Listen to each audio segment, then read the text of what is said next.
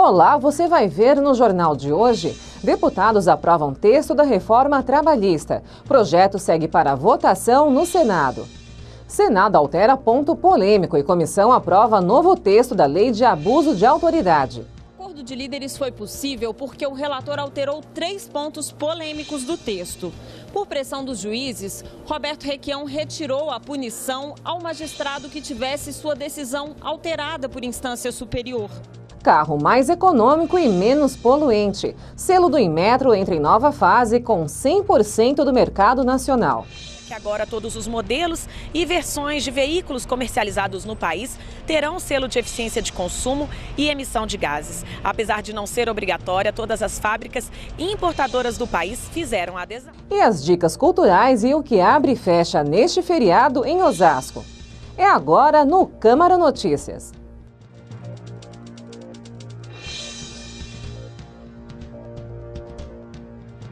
A Câmara dos Deputados concluiu a votação da proposta da reforma trabalhista. Após aprovarem o texto principal por 296 votos a favor e 177 contra, os parlamentares analisaram 17 destaques. A única alteração aprovada foi a proibição da penhora de bens de entidades filantrópicas para o pagamento de despesas de causas trabalhistas. E o porta-voz da presidência fez um pronunciamento e afirmou que a aprovação vai impulsionar a criação de empregos. Uma vez em vigor, a nova legislação permitirá garantir os direitos dos trabalhadores previstos na Constituição Federal e impulsionar a criação de empregos no país. Trata-se de mais um importante avanço para superar a mais profunda crise econômica de nossa história. O resultado obtido é uma expressão da opinião amplamente majoritária que se formou na sociedade brasileira em torno da necessidade de adequar as relações trabalhistas às realidades do presente e de preparar o nosso mercado de trabalho para as exigências do futuro. O firme compromisso do governo do presidente Michel Temer com a responsabilidade fiscal permitiu superar de forma exitosa, já a partir do primeiro trimestre de 2017, a crise econômica que recebemos, com seus milhões de desempregados, juros altos e inflação fora de controle. Em pouco tempo, esses problemas estão sendo sanados.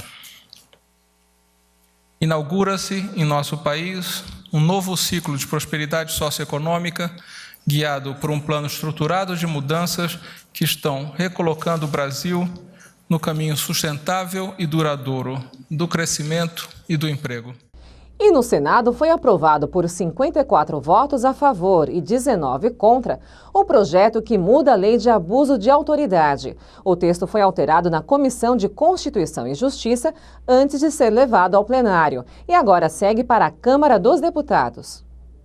Um acordo entre os partidos permitiu votar o abuso de autoridade na Comissão de Constituição e Justiça e, no mesmo dia, levar o texto para o plenário. Pelo texto que nós conseguimos construir, como eu disse, já quase na madrugada, com diversos partidos políticos, com diversas lideranças, eu acredito que esse texto foi construído da forma como ele foi, inclusive com a participação da PGR, ele é um texto que concilia. O texto final é resultado de 2 projetos de lei e de sugestões encaminhadas pelo Procurador-Geral da República, Rodrigo Janot.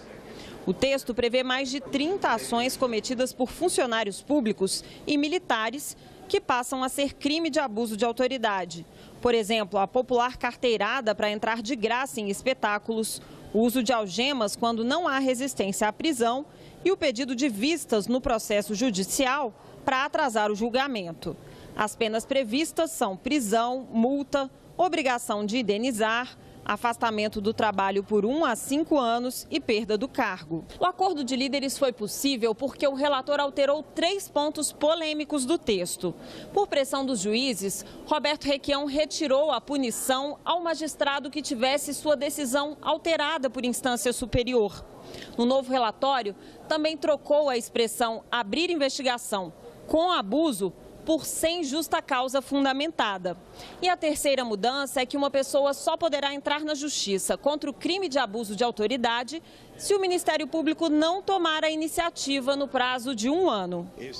No plenário, os senadores reconheceram que o texto foi aperfeiçoado.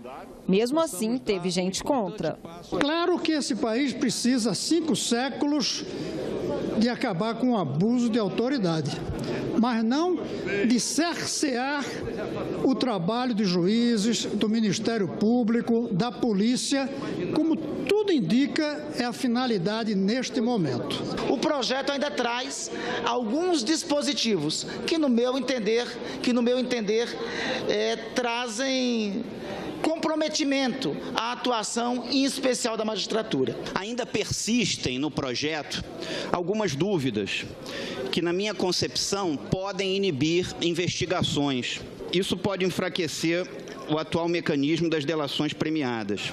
Mas o projeto foi aprovado e segue para análise dos deputados. O que nós estamos acabando é com uma visão corporativa de instituições que se consideram melhores que as outras. Eu não digo de juízes de forma singular. Os juízes são tão bons e tão ruins quanto os membros do Congresso Nacional. Nessa decisão, nós não temos uma lei ótima de abuso de autoridade, mas temos uma boa lei de abuso de autoridade, uma lei que vai servir ao país e que vai evitar os abusos que nós temos tido todos os dias. O roubo de veículos em Osasco cresceu 5,8% em março. Foi a segunda alta mensal consecutiva, de acordo com a Secretaria Estadual de Segurança Pública. Em relação ao furto, o avanço no mês foi ainda maior, 15,8%. Já na comparação do primeiro trimestre deste ano, com o mesmo período de 2016, houve queda de 0,8% nos roubos e 6% nos casos de furto. O tráfego de dados por internet móvel no Brasil deve crescer 7 vezes até 2021. A pesquisa é da empresa de tecnologia Cisco. A projeção pode parecer otimista, mas o país ainda está bem atrás de outros em conectividade móvel. A internet em celulares cresceu nos últimos anos. No entanto, os brasileiros ainda têm dificuldades no acesso móvel. A rede de celular não é tão boa quanto deveria ser pelo que a gente paga, né? 3G que não funciona em todas as partes, né? O 4G também, então é mais difícil ainda. A maior parte das linhas celulares no país ainda é pré-paga, o que encarece o acesso à internet móvel. Para este especialista, devido ao alto custo, a conexão oferecida deveria ter mais qualidade. Um dos desafios no Brasil é a democratização do acesso. O celular ele chega para distribuir a internet por aqueles que ainda não estavam dentro da rede mundial. Aí você tem a região norte do Brasil, que sempre cresce, e principalmente as camadas mais populares, que agora têm uma nova forma de entrar na internet. Os baixos investimentos são um dos motivos para o crescimento reduzido da internet móvel. Pesquisa realizada pela empresa de tecnologia Cisco revelou que o Brasil deve ficar nas últimas posições na corrida pela conectividade móvel até 2021.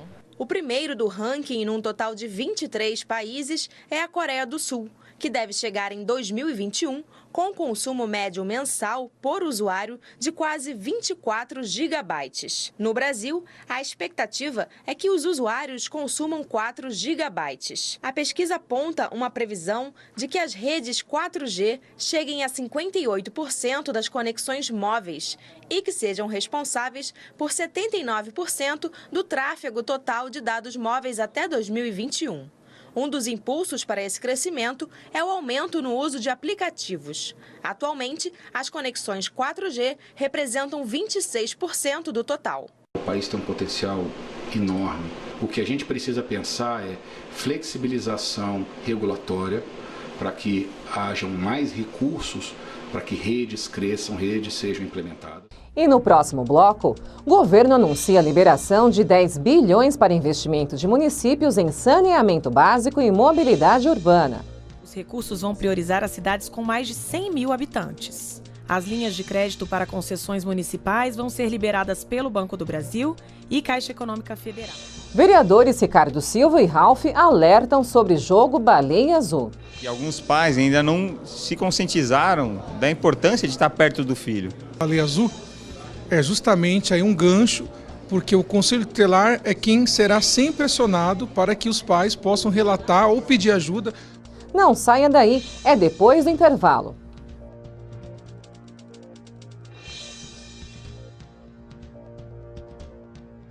Oi, só mulherada. Se hoje for dia de bebedeira, não vá fazer besteira não, hein? Tipo pegar a estrada ou pegar carona com quem bebeu. Melhor terminar a noite solteira. Se cuida, mulher.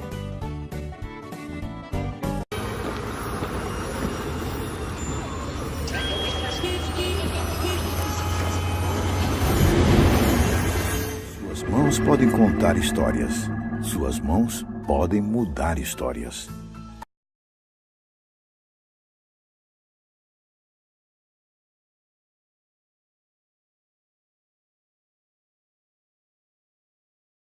Antes, você tinha que correr de um lado para o outro quando acontecia um problema com uma compra. E acabava tendo que esperar, perder dinheiro, se estressar. Agora, acessando consumidor.gov.br, você pode resolver suas questões de consumo com as maiores empresas do Brasil pelo computador ou smartphone usando só uma mão. 8 em cada 10 casos resolvidos em até 7 dias. Pesquise, reclame, resolva. Consumidor.gov.br. Conciliação tá na mão.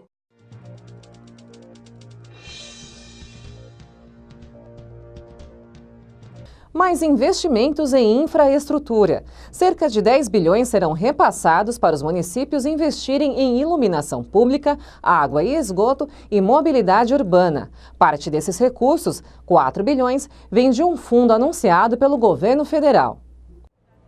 Débora é prefeita de São Bento do Una, cidade com pouco menos de 60 mil habitantes que fica no interior de Pernambuco. Segundo ela, no município falta água, esgoto e ruas pavimentadas. E o que o governo arrecada lá não é o suficiente para pagar as contas. Falta muito recurso para investimento em saneamento básico, investimento em obras de pavimentação, né, de escoamento da produção do nosso município. Então a gente fica muito limitado. A situação na cidade onde Vinícius é vice-prefeito, Ubá, em Minas Gerais, não é muito diferente. A população não tem saneamento básico e nem iluminação pública. Nós não temos o tratamento de esgoto no município, 99% da população é desassistida, nós temos a água tratada, mas o saneamento básico, infelizmente, a gente deixa a desejar. Agora, municípios como São Bento do Una e Ubá vão poder contar com o apoio do governo federal para questões essenciais para a população, como água, esgoto e mobilidade urbana. Foi anunciada a liberação de 10 bilhões de reais para as prefeituras. 4 bilhões de reais vão fazer parte de um fundo que incentiva as concessões nos municípios. Estamos preparando a criação de um fundo que teria recursos, inclusive do governo federal, e através deste fundo serão contratados os estudos necessários para a realização dos processos de concessão. O anúncio foi feito durante um encontro de municípios com desenvolvimento sustentável que reúne em Brasília 7 mil pessoas. Os recursos vão priorizar as cidades com mais de 100 mil habitantes. As linhas de crédito para concessões municipais vão ser liberadas pelo Banco do Brasil e Caixa Econômica Federal. Os recursos vão ser utilizados para melhorar serviços como iluminação pública, gestão de resíduos sólidos, água e esgoto. Outros 6 bilhões de reais financiados pelo FGTS vão ser liberados para obras de mobilidade urbana, como recapeamento e pavimentação. A Caixa Econômica vai apoiar os municípios no processo de elaboração das concessões e parcerias público-privadas, com capacitação dos funcionários das prefeituras e realização de estudo de viabilidade técnica. O governo federal está preparando um grande pacote de orientações de como fazer concessões.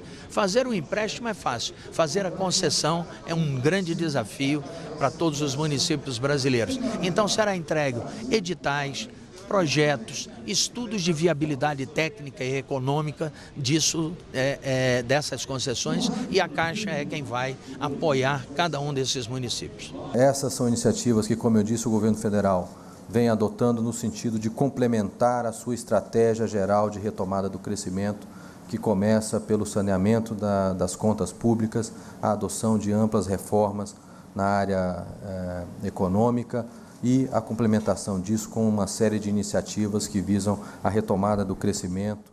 Nossa reportagem conversou com os vereadores Ralph e Ricardo Silva sobre o jogo Baleia Azul. Ralph, que é muito ligado às redes sociais, falou sobre a campanha Não a Baleia Azul e Sim a Baleia Rosa. Ricardo Silva, que também discursou na 22ª sessão, avaliou a necessidade de se ampliar o número de conselheiros tutelares no município. A ideia nossa é conscientizar a nossa população, principalmente os adolescentes que têm sido vítimas desse jogo Baleia Azul, né? Que na verdade nada mais é do que um crime, como eu falei na tribuna aqui, que é induzimento e instigação ao suicídio. Então isso está nos preocupando muito, realmente eu sou muito ligado nesses negócios de internet, redes sociais, a gente tem feito uma pesquisa online muito forte e as pessoas têm se preocupado muito. E na prática a gente vê assim que alguns pais ainda não se conscientizaram da importância de estar perto do filho. Porque uma das partes desse jogo é a criança se automutilar. E é onde a maioria dos casos de Osasco a gente descobriu que a criança estaria participando desse jogo. Uma criança de 8 anos hoje, segundo o conselheiro Gilson Biondo, estava sendo vítima desse jogo. Então é muito importante realmente dizer não à baleia azul e sim à baleia rosa. Você pai que está assistindo a gente, você adolescente, se vocês verem algum comportamento diferente no amiguinho, né, converse com ele, converse com os pais dele, se tiver com medo ou com vergonha, converse com seus pais, e seus pais vão conversar com os pais dele ou com a escola, conversa com o professor, com a diretora. Se quiser falar comigo pela rede social também é um prazer, eu estou à disposição. O meu Facebook é o Ralph Silva Oficial. Dá para realmente a gente ter uma maneira de combater esses criminosos. A cidade de Osasco hoje aproximadamente está batendo em 700 mil habitantes, né? E o Conselho Tutelar há muito tempo já era para ter aumentado o número, né, de conselheiros. Nós temos aí hoje o Conselho Norte-Sul, né, que dispomos de 15 conselheiros no município. A Baleia Azul é justamente aí um gancho, porque o Conselho Tutelar é quem será sempre acionado para que os pais possam relatar ou pedir ajuda ou solicitar, por exemplo, uma psicóloga ou o que fazer com o filho numa condição tão delicada quanto é o que nós temos visto nos dias de hoje. Então, sim, a minha indicação ao prefeito, a minha indicação é que o município venha aumentar o número de conselheiros. Foi instalada nesta quarta no Senado a Comissão Parlamentar de Inquérito que vai investigar as contas da Previdência Social. A CPI vai analisar os números para identificar se há rombo na Previdência e qual o seu tamanho, além de verificar fraudes por grandes empresas.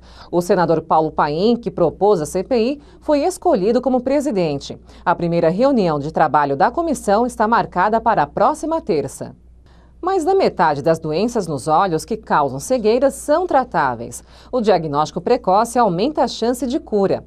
Para melhorar esse quadro, durante todo o mês, estão sendo feitas ações preventivas pela campanha Abril Marrom. No exame preliminar foi diagnosticado que a pressão do olho de seu José estava alterada. Ele participou de um mutirão promovido pela Secretaria de Estado da Saúde para identificar problemas oculares que podem levar à cegueira. Só sentiu alguma coisa? Visão muito ruim. Horas eu vejo um volume bem acolá, para mim é desse tamanho, é bem pequenininho. Seu José faz parte dos quase 2% da população mundial que sofre com glaucoma, uma doença silenciosa causada por uma lesão no nervo óptico que pode levar à cegueira irreversível. Não existem sintomas para o glaucoma, tá? Quando o paciente percebe, né, que está com baixa visual devido ao glaucoma, normalmente é porque já está no estágio muito avançado. E daí, infelizmente, por ser uma causa irreversível, a partir do momento a gente não tem mais como melhorar essa visão. Além do glaucoma, outras doenças como a catarata e a retinopatia diabética podem também levar à cegueira. No Brasil, mais de 1.200.000 pessoas já perderam a visão. Desse total, 80% dos casos poderiam ter sido evitados se tivessem sido tratados a tempo. O alerta para o diagnóstico das doenças oculares faz parte da campanha Abril Marrom, que acontece em todo o país. E como prevenir é melhor que remediar, a orientação é que a visita ao oftalmologista seja periódica. Desde o nascimento existe o teste do olhinho, que é a primeira avaliação do bebê, e a partir daí é necessário e o ideal é que faça anualmente. E você vai ver a seguir. No Brasil, mais de 1,5 milhão de trabalhadores não podem deixar emprego por dívida com o patrão. É o que aponta o IBGE. pesquisa do IBGE também mostrou outros problemas enfrentados pelos trabalhadores. Mais da metade não recebiam auxílio alimentação. E as dicas culturais e o que abre e fecha neste feriado em Osasco. Não perca, é no último bloco.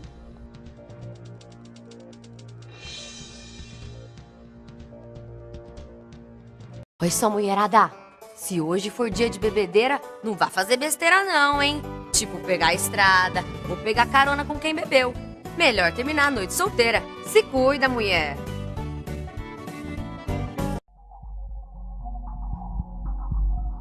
A gente tá junto faz um tempão. Ele é um grude. Ciumento. Semana que vem a gente completa 3 anos de namoro. Ele vai sair de moto pra me encontrar e... ele se arrisca muito, sabe? A nossa vida vai ficar muito difícil depois do acidente. Como ele chama? Estatística.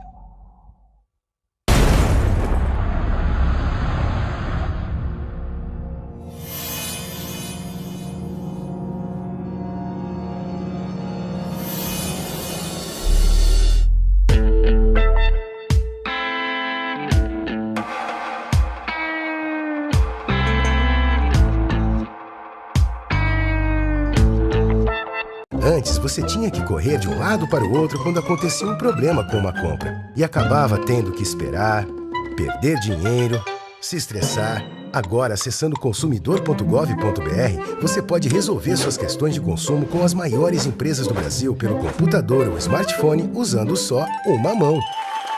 8 em cada 10 casos resolvidos em até 7 dias. Pesquise, reclame, resolva. Consumidor.gov.br. Conciliação tá na mão.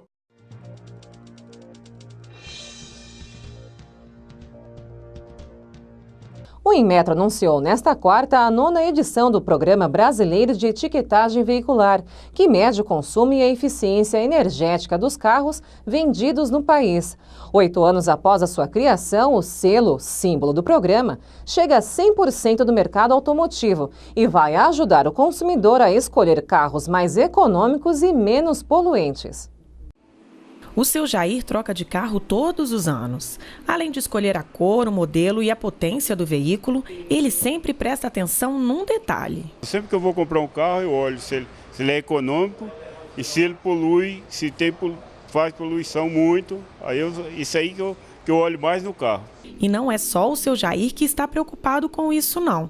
O diretor dessa concessionária em Brasília afirma que mais de 60% dos clientes procuram saber se o carro que estão comprando é econômico e se polui o meio ambiente. Hoje as pessoas estão mais conscientes, sabem da existência do selo, cobram isso do concessionário, querem saber se o carro é ecologicamente correto. A novidade anunciada pelo governo é que agora todos os modelos e versões de veículos comercializados no país terão selo de eficiência de consumo e emissão de gases. Apesar de não ser obrigatória, todas as fábricas e importadoras do país fizeram a adesão. Isso significa você ter mais eficiência energética, né, e mais economia para as pessoas, porque dependendo da classe do veículo, a economia anual sendo mais eficiente, ele faz uma economia de 500 a 5 mil reais no combustível que ele usa, isso para um uso médio. Quem usa muito carro, então fica mais caro ainda, ele gasta mais dinheiro. E não só a eficiência energética também está atrelada à emissão dos gases. Então, normalmente, quando ele é mais eficiente, ele queima melhor, então tem menos resíduo, tem menos poluição. O presidente do Inmetro explica ainda que os benefícios do programa vão muito além da preservação do meio ambiente. A qualidade de vida das pessoas é o maior ganho. É o ganho social. Quer dizer, quando você faz um programa desse, o quanto a sociedade ganha, quer dizer, se você polui menos, você tem menos doença. O que isso significa para a sociedade como um todo? Mais de 1,5 milhão de pessoas no país estão presas ao trabalho por dívidas com o empregador. Os problemas nas relações de trabalho fazem parte da pesquisa nacional por amostra de domicílios, divulgada nesta quarta pelo IBGE. Querer sair de um emprego, mas ser impedido pelo patrão. A situação, que lembra os tempos da escravidão, ainda é realidade para 1,5 milhão de brasileiros. O dado foi divulgado hoje pelo IBGE. Os trabalhadores informaram que não conseguiam deixar o emprego porque tinham algum tipo de dívida com o patrão. A maior parte, 948 mil, tinha algum débito relacionado com alimentação, 774 mil com transporte, 373 mil com instrumentos de trabalho e 266 mil com aluguel. De acordo com a lei, qualquer pessoa pode pedir demissão no momento em que desejar. Caso o trabalhador tenha alguma dívida com a empresa, esse valor deve ser descontado da verba da rescisão. Quando isso não acontece, podemos estar diante de um caso de trabalho análogo à escravidão. Da mesma forma que o empregador tem o direito de dispensar o empregado sem justa causa, pagando todas as verbas, o empregado, logicamente, pode pedir demissão à hora e ao tempo que ele bem entender. A pesquisa do IBGE também mostrou outros problemas enfrentados pelos trabalhadores.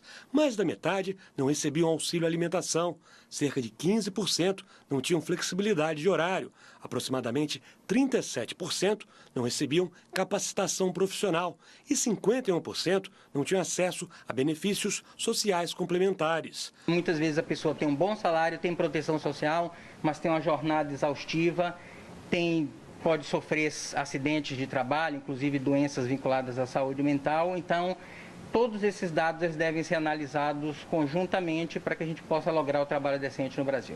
O estudo do IBGE revelou ainda que aproximadamente 18 milhões e meio de trabalhadores eram sindicalizados, o que representou um aumento de 11,4% em relação a 2014. Mesmo com o avanço, os não sindicalizados representavam mais de 80% dos trabalhadores do país. É o caso de Ivani, que trabalha como empregada doméstica e no último emprego teve vários direitos trabalhistas desrespeitados. Eu, quando fiquei doente, exatamente foi quando eu fui mandada embora. Sem direito a nada, saí sem nada. Esses 10 anos meu ficou tudo para trás. E quem resolver ficar por aqui neste feriado tem duas boas opções culturais. Nessa sexta, às 8 da noite, no Teatro Municipal, tem uma linda montagem do clássico que encantou gerações, O Pequeno Príncipe.